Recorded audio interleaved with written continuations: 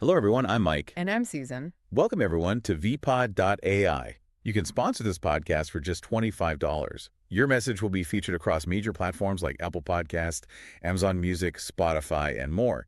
If you're interested, visit vpod.ai to get started today.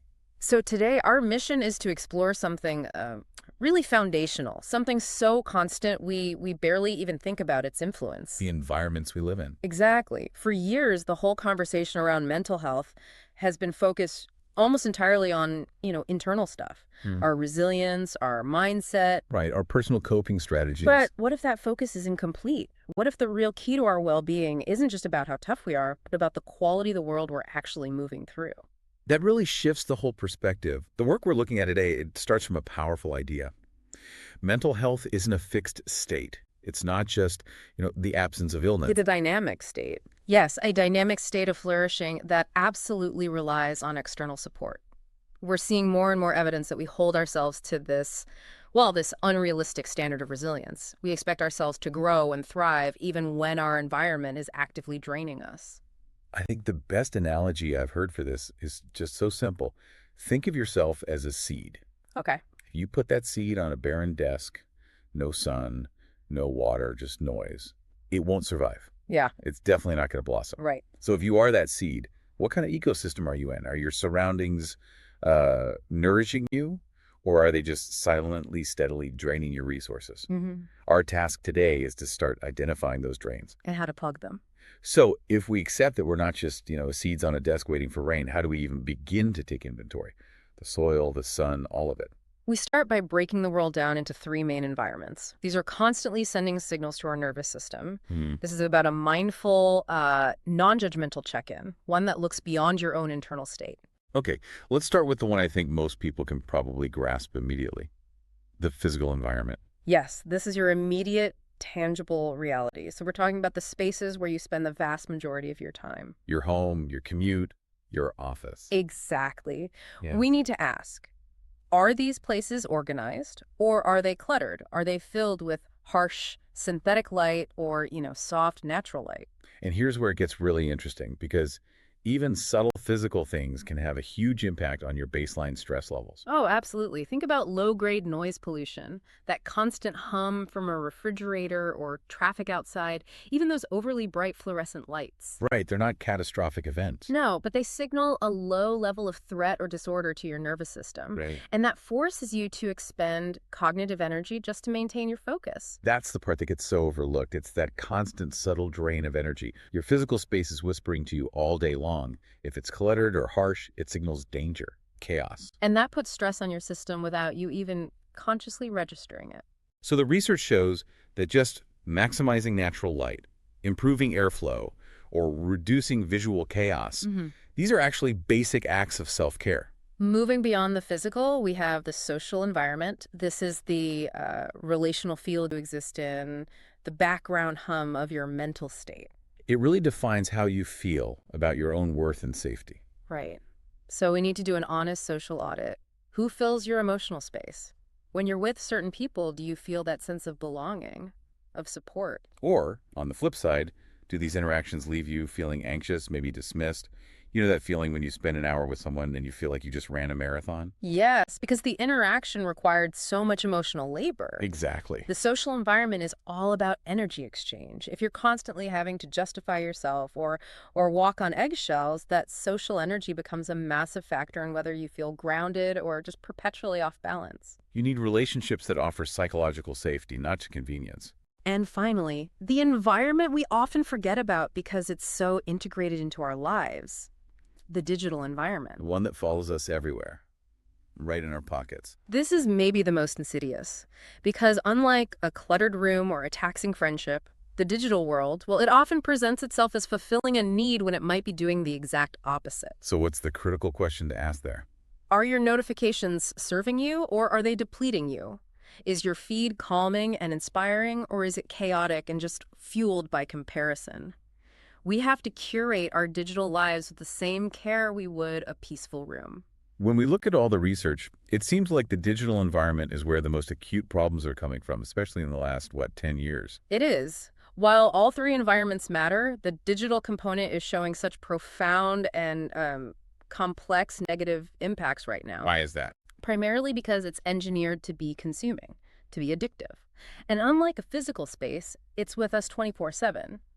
The sheer weight of evidence connecting excessive digital engagement to measurable mental health decline is just fascinating. And we're talking increased rates of depression, anxiety. And social isolation, yes.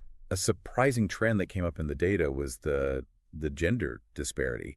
I saw that systematic reviews highlighted that girls aged 14 to 15 are more than twice as likely as boys to experience common mental disorders. That's right. And if we look even closer, researchers are finding some really disturbing parallels between problematic social media attachment and recognized behavioral compulsions. Like what? The literature is now explicitly likening internet addiction to gambling. This is far more serious than just a bad habit. It involves measurable functional impairments, mood disturbances, and classic physical withdrawal symptoms. Wait. So when we talk about checking our phone every 5 minutes, we're not just talking about a bad habit. You're saying it's a genuine compulsion, driven by fear of missing out or just needing that dopamine hit. That's how we need to start reframing it. It changes everything. It tells you the problem isn't a lack of willpower. It's an engineered environment that is exploiting your brain's reward pathways. So when you disconnect and feel anxious, that's not just boredom. It's a withdrawal symptom. It's a signal that your brain has adapted to this constant, fragmented stimulation. And the physical costs are immediate. Which brings us back to how the digital and physical environments intersect. Excessive screen time is so clearly linked to disrupted sleep patterns. Can you explain the biology there? Certainly, it comes down to two key things: melatonin and circadian rhythms. Okay. The screen's blue light, especially late at night, actively suppresses the secretion of melatonin. That's the crucial hormone your body uses to signal that it's time to sleep. So the blue light is essentially telling your body's internal clock, Yeah. your circadian rhythm, that it's still daytime. Exactly. It's still high noon, neurologically speaking. And then core sleep becomes this vicious feedback loop. The fatigue and irritability the next day, they just make social and educational challenges worse. Which then intensifies the need for escapism, often leading you right back to the screen. It's a trap. It's a psychological and physiological trap, yes. And beyond the addiction cycle, digital environments contribute to what we call the fragmentation of lifestyles. When we're constantly switching our attention, it hinders that essential, quiet, emotional self-reflection, We lose the time needed to actually process our feelings. which diminishes overall cognitive productivity. This raises a really important question that the research is grappling with, and it ties back to effective neuroscience theory from Jack Panksepp. Okay, what is that theory? And how does it relate to our screen time? Well, Panksepp's theory suggests that all mammals share a set of core innate emotional needs that are wired into our biology.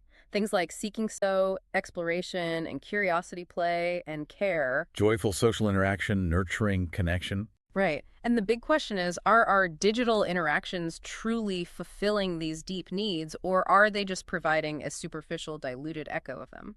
So if the digital world gives us a quick, easy, but ultimately unfulfilling hit of care through likes, or an easy hit of seeking through endless scrolling, We stop doing the harder work of finding true fulfillment in the physical world, and the complexity is heightened not just by how much we use these platforms, but how we use them. right?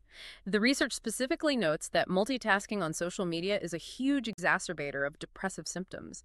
We are trying to fill the quiet with simultaneous fragmented stimulation. And the data is consistent. Spending more than 3 hours a day on digital activities correlates with marked declines in socio-emotional well-being. It creates this tragic cyclical pattern for students. Lower self-esteem increases social media use as a way to cope, but that increased use then hurts academic performance, trapping them. It's a downward spiral of frustration and self-criticism. This knowledge isn't meant to overwhelm you, by the way. It's meant to empower you. Insight is only the beginning. The transformation happens when we turn this awareness into, targeted action. We have to stop fighting ourselves and start changing the environment we're fighting in. So what are the most evidence-based, actionable steps that we can all take to cultivate more supportive environments starting today? We have 3 clear strategies, all rooted in the research. First, we have to practice mindful time journaling. And this isn't just about counting minutes. Yeah. It's about tracking exactly how much time you spend in various environments, especially those screen-heavy ones. But, and this is key, doing so without judgment. That non-judgmental part is everything, isn't it? You're not trying to shame yourself. You're just gathering data. Exactly. By noticing those objective patterns, I spent 2 hours on the couch in a dark room scrolling. That's the first step toward reclaiming those moments. Second, we must actively invite nature indoors. Our well-being is so intricately linked to the natural world. It's called the biophilia effect. And since modern life often severs that connection, we need to intentionally bring nature back in. This means plants, maximizing natural light, and using natural textures or colors, wood, stone, linen, things that cultivate calm and clarity. It's amazing how a simple house plant or just opening the blinds can make a difference. The sources suggest that even the visual complexity of nature, like the texture of bark or the fractal patterns in a fern, offers a restorative psychological experience that simple, artificial straight lines just can't provide. And third, create intentional time outdoors. This needs to be dedicated time. It's not just running errands or your commute. Oh. Schedule a 20-minute walk where your only goal is sensory immersion, not exercise. Allow the fresh air and the physical act of moving through a natural space to reset your mind. It's a deliberate, active intervention against the fragmentation of your digital life. So what this all means for you, the listener, is that you can shift away from this unrealistic expectation that you have to be infinitely resilient. By paying conscious attention to the physical, the social, and the digital spaces around you, you begin to reclaim your agency over what influences your daily mood and your long-term vitality. The physical, social, and digital spaces we move through are never neutral. They are constantly programming our thoughts, shaping our moods, and defining our sense of belonging. The choice is whether we let these forces passively shape us or whether we intentionally shape them to serve our well-being. And your three-part environment check-in is just the beginning. It offers clarity, but the complex engineered relationship between our digital lives and our psychology that demands continuous evaluation and the establishment of firm boundaries. The research really makes it clear that we can't oversimplify the link between screen time and mental health. It's deeply multifaceted. It's tied not just to attention and time, but to addiction, to sleep, to lifestyle fragmentation. And to the superficial satisfaction of our deepest human needs. So here's a final provocative thought for you to consider. If excessive digital engagement is leading to a verifiable decline in crucial offline social interactions, in emotional self-reflection, and in the genuine fulfillment of innate needs like play and care, what specific physical, real-world action can you take today, right now, to intentionally satisfy one of those core human needs that the digital world is currently failing to meet?